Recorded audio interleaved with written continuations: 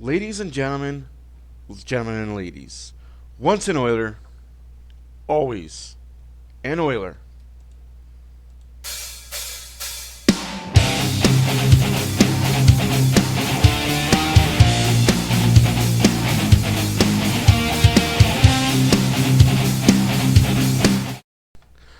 Ladies and gentlemen, Oilers win 6-2 running away.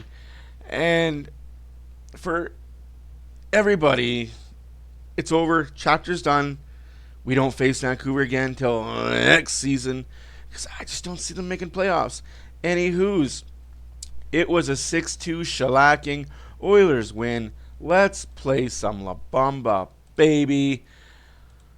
Lots to talk about, lots to unpack, lots to show you. Boy, Garland, you'll never learn.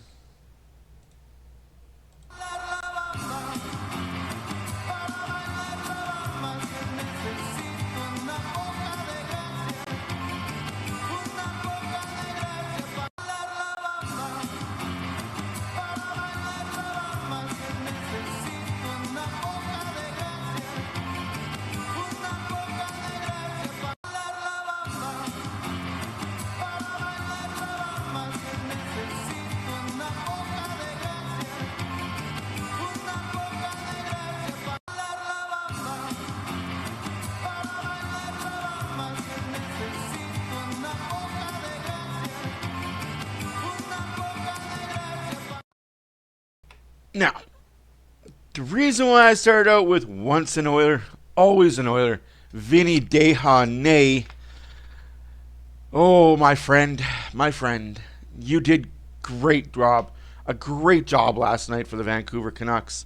3 straight penalties, 2 goals on the power play for the Oilers that went 2 for 4. Vancouver had 0 power plays officially, but they would have had 2 if they would have just held their mental capacity a little bit better. We had a scrum. We had a couple of scrums. We had one guy drop his gloves and throw punches. Can't do that. And Corey Perry being Corey Perry.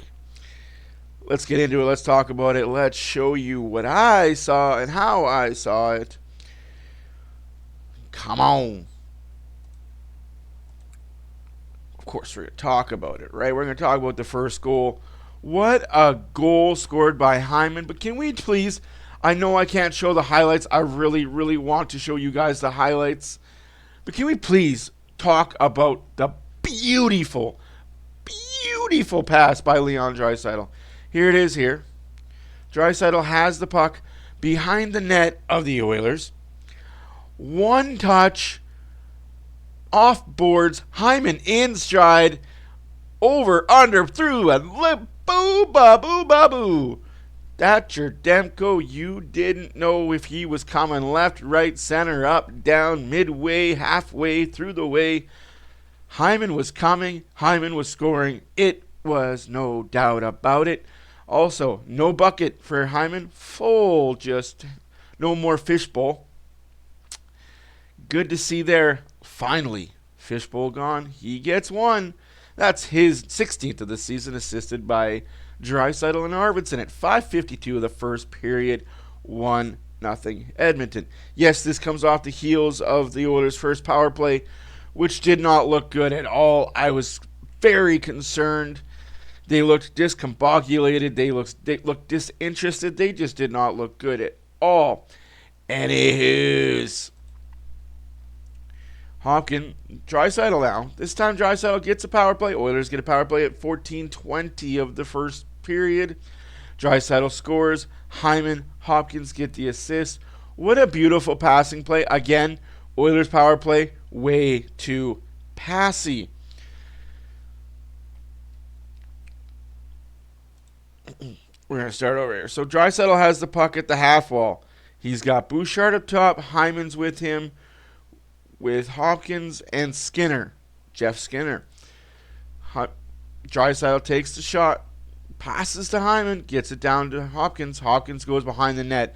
We got to talk about this as well. Hopkins goes behind the net, creates play. He force feeds it to Hyman. Okay, kind of don't need to do that.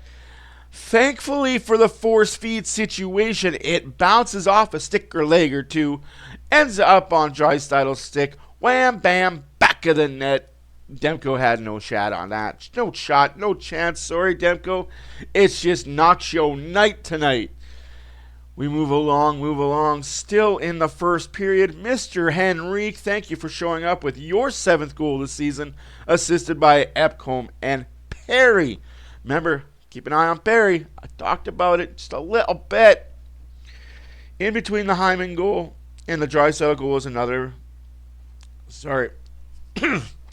In between the Draisaitl Hyman goal, there was a few mix-me-ups, a little talkabouts, little this, little that. But let's show you the Henrique goal. Oilers full pressure again. We got Henrique, Perry, Kapanen, Ekholm, and Nurse on the ice. Hemming Vancouver Canucks in. Quinn Hughes, you're not big enough to stop Corey Perry. Puck comes along boards. Ekholm behind the net. Like, what a pass by Ekholm. Ekholm could have done a lot of things there. He had 2 guys up top at the blue line. He could have put the puck on net, which guaranteed would have been blocked and wouldn't have resulted in a thing. He did the smart veteran move. Puck's in deep, put it behind the net. Beautiful bounce, beautiful play, beautiful stuff by Adam Henrique. We move along to the second period now. Very early, and I mean like a minute and a half, 2 minutes early. In the second period, Zach Hyman gets his 17th of the year, assisted by Noah Philp, his 2nd assist of the year. Now, Oilers are on a full-blown line change here. They're just all hands, get the heck out of here. Soucy behind the net gets pressured by Hyman. 53 gets pressured by Perry. Perry makes him lose the puck. Loses it in the slot to Philip. Philip, one touch behind the back. Like, just what a beautiful play. What a beautiful play by the kid. Yes, I believe he's going to stay past the 10 games. You're looking at your new 3rd, 4th line center for the playoffs moving forward. I'm not upset about it. He might even see himself up in the lineup if he continues to do that. Again, Hyman gets his 17th. It's 4-0 Edmonton. The route is on. Now, it's not all sunshines and rainbows because we still have that elephant in the room, the cloud. It's okay. Desharnais does another Desharnais thing. He sets a pick, throws an elbow. Boy, oh boy, you never learn. Thank you for being an Oiler. Once an Oiler, always an Oiler. Hopkins gets the power play goal assisted by Draisaitl and Bouchard at 12:02 of the second period. Makes it 5-0 for the Oilers. And there's a goal here. We'll talk about it. Bouchard gives it to Hopkins. Hopkins skates. He finally does the thing. He created space for himself. He sees, oh, I have open ice. I'm going to use open ice. Not, oh, puck's on my stick. Hot potato. Where's it going? I got to get rid of it. No, he holds. He gives it to Draisaitl. Not only does he give it to Draisaitl, man, but he moves. He passes the puck and he moves. He passes the puck and moves. Not just passes and stands still. Oh, I'll get the puck again. No. Pass it, move your feet. Create chaos. The power play is all about chaos, and the more you create, the better opportunity you have to bang, score. That was because of movement. They should do this when McDavid is in the lineup as well. Not just stagnant, not just make 15 passes and hopefully the shot from Draisaitl goes in, or hopefully the boosh bomb from the point goes in. No, you pass the puck, you move your feet. You pass the puck, you move your feet. All 5 guys pass and move. The 4 defensemen either have a choice. All collapse in front of the net and hope to God the puck hits them, or move with the player and puck, creating, what's this called? open space. Just saying, as a coach, that's what I teach. That's what I use. It's called chaos. It works on the power play really well. Why? Because you got the extra guy. Like I said, there was a scrum after this goal that made it 5-0. Kind of gave the Vancouver Canucks life. Garland, you kind of did a thing. Yes, Picard kind of flopped.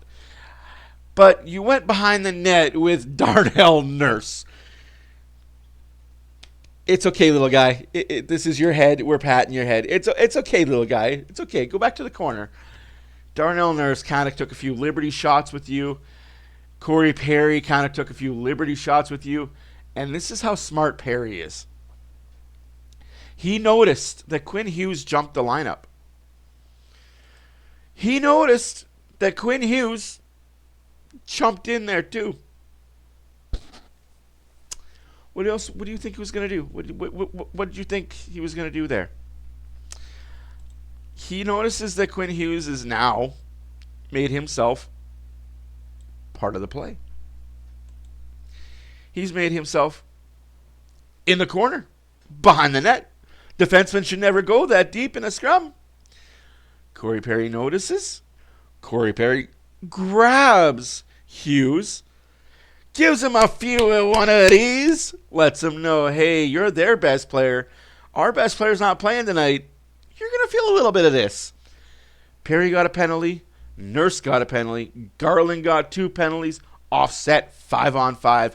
Play on. But that happened to be a good thing for Vancouver as they score 2 straight. Brock Besser gets his 16th of the year. Makes it 5-1 at 12:27. And then at 15:06, Philip Hronek makes it 5-2. His 2nd of the year. Now, Oilers of old probably would have folded. That's 5-2. We've still got a whole period and a half to play. Vancouver's got energy. Vancouver's kind of got that twinkle in their eye that, hey, we might come back from this. Hold My Beer says Kasperi Kapanen in the 3rd period. And honestly, guys, I can't make this stuff up. I cannot make this stuff up.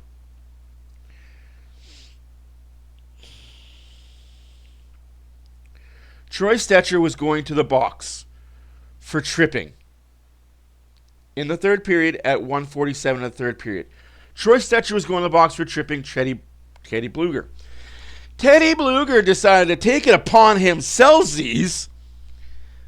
to drop the gloves and swing at Corey Perry.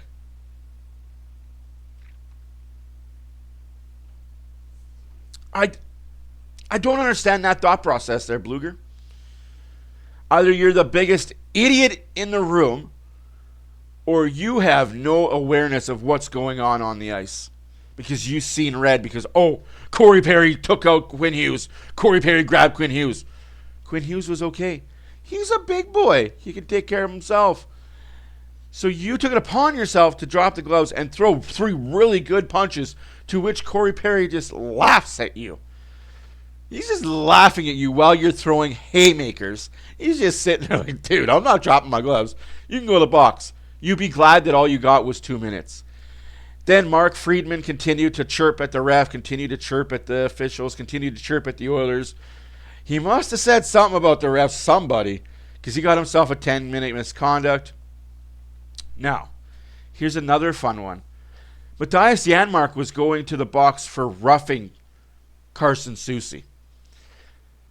Matthias Janmark was going to the penalty box.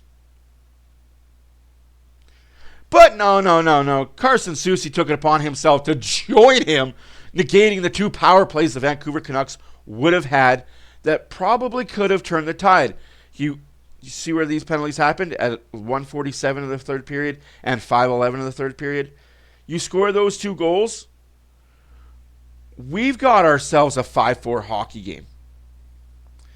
Instead, y'all got to be the dum-dums, take the penalties, and let Kasperi Kapanen do Kasperi Kapanen things. Here we go. He comes off the ice. I don't understand what the Vancouver defense is doing here. Quinn Hughes, all by himself, he's like, I don't want to get involved in any of this. I've already been in a scrum. I don't want to get hurt. We are down by a lot. This is where teams end up taking liberties. I'm going to stay away from the play. He stays away from the play. 94 is held up by Emberson. Emberson does what a bang-up job. Makes the puck go backwards. Picked up by Kapanen. Kapanen. 1 shot, 2 shot, 3 shot. Score! He takes a shot for rebound. Yes, that first shot wasn't to score. That first shot was to create chaos. Get a rebound, score off rebound, which he did magnificently. And we have ourselves a 6-2 hockey game. That's the final. Need I say more? No, I don't, because that's all the Oilers needed. They held on. There was a few more skirmishes. There was a few more things said about people's mothers. Nothing else came of it. Hey, the Oilers did what the Oilers needed to do. Call it revenge. Call it what you want to call it. The Oilers got the 2 points. Are still 1 point behind Vegas for third, for first in Pacific, second in the conference. 4 points behind. Oh, shoot, that's not updated. That's 2 points behind the Winnipeg Jets for first in the conference. Now, there's one thing I want to show you here. Actually, I like 2 things I want to show you. First thing being this beautiful imagery. Like I was discussing with the goals, I chose this picture because this picture was great. This picture was Hopkins laughing at Suter and Hughes. Besser with his 16th, Hornick with his second. Thatcher Demko, 28 out of 34, 8.23 save percentage, 6 goals against. Hyman with his 16th, Draisaitl with his 35th on the power play, Henrique with his 7th, Hyman with his 17th, Hopkins with his 13th on the power play, Kapanen with his 6th, Henrique with the game-winning goal, and Calvin Pickard, 24 out of 26, a 9.23 save percentage, and a 2 goals against. We're not having a goaltender controversy here. That is not what that highlight was about. We're not about to say, hey, maybe Pickard should play more. No, it is perfectly set up the way it is. Enjoy this video, and we'll talk about Lubo's stats. Enjoy. Scoreboard! Scoreboard! Oh, what happened to your friend? Scoreboard! Scoreboard! Oh, what happened to your friend? Scoreboard! Scoreboard! Oh, what happened to your friend? Scoreboard! Scoreboard. Scoreboard. Excuse me. I loved how Vancouver Canuck fans were complaining about the officiating in this game. And let me tell you, there were a lot of Vancouver Canuck fans bitching and moaning about the officiating in this game. But you were good with it on Thursday or whatever game that was. They're all blended together. You were good with it 2 games ago when it benefited you, right? So it's not so fun when the duck has the gun. That is a very old saying. I don't remember where I heard it from, but it kind of just stuck with me as a hunter when I was younger. It's never any fun when the duck has the gun. It is what it is, guys. So, top 3, Zach Hyman, 19-20 time on ice, 31-50 production, 1.629. What a game. Most production by a forward all season. Love to see it. Kapanen was just a shade over 12.5 minutes, 13.5 production, 1.067. Draisaitl, 21 minutes and 55 seconds, 22 production, 1.004. And, of course, Corey Perry, the only Oiler who was a +3 on the night, got punched in the face, started a jousting match with Hughes, was all over the ice, had an assist. You can't say much more than that about Corey Perry. That is why the Oilers brought him in. That is why the Oilers re-signed him. This is the Corey Perry we need to see moving forward. We need the pest. Everybody's talking about how the Oilers need a pest. You got one in Corey Perry. You got one in Arvidsson as soon as he remembers how to play that role. You got one coming back for the playoffs called Kane. You've got pests up and down your lineup. That is what you need for playoff hockey. Love to see that. Now, yes, this is the Oilers that we are accustomed to seeing. This is the Oilers that we should be seeing more often. I'm not saying anything otherwise. I'm not going to go and say, well, where's this team all year? It's a long 82-game season. And like a friend of mine said, in Canada, we look at hockey teams as one games all the time. It's not an 82-game season in Canada. It is a one game. Today we play against the Vancouver Canucks. That's game one of a season. Tomorrow we play against the Buffalo Sabres. That's game one of a season. Why do we do that as fans in Canada? Why can't we just say this is an 82-game marathon, not a one-by-one game, where one game the Oilers poop to bed and we're all negative and on them and all this, and then the Oilers win the next game, we're all praising them, saying cup champions. Let's just take it as an 82-game season. Some are good, some are bad, some are pure shit, and some are Picasso's Mona Lisas. It's 82 games, and this just happened to be game 48 of them. Any hoosies, I'm out. Thank you for being here. My name is Matt for OilersFanReaction. As you can see, check out all the socials over here. We will do more in the upcoming days, months of updating everything, getting people interested, getting people going. It's been fun. It was a wild ride last night. I'm glad the Vancouver chapter is over. I'm glad nobody on either team got seriously hurt, seriously injured. Just a bunch of egos. Sorry, Vancouver Canuck fans. There needs to be a trade happen in Vancouver. Like, that performance last night should show you this team just isn't it. You guys enjoy the rest of your day. We'll see you Saturday at 2 o'clock Mountain, 1 o'clock Pacific, 4 o'clock Eastern, and overseas we'll see you at about 8 o'clock p.m. or between 8 and 9 p.m. You guys enjoy. Have fun. Enjoy it. Deuces.